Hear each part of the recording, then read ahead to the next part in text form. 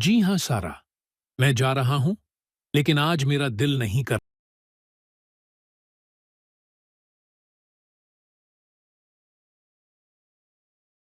ओह, ये तो मुश्किल है, लेकिन स्कूल जाना जरूरी है। तुम्हारे होमवर्क और क्लास में शिरकत भी जरूरी है।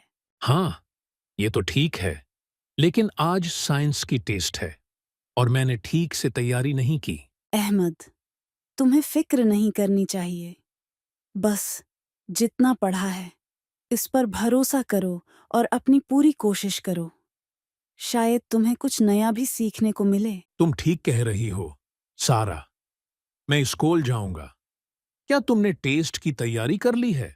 जी हाँ, मैंने कल रात काफी देर तक पढ़ाई की, लेकिन तुम्हारी बात सुनकर मुझे भी थोड़ी फिक्र हो रही है। तुम तो हमेशा अच्छी तैयारी करती हो सारा, मुझे यकीन है कि तुम अच्छा करोगी। शुक्रिया अहमद। चलो, देर हो रही है, स्कूल चलते हैं। चलो, आज का दिन अच्छा गुजरेगा।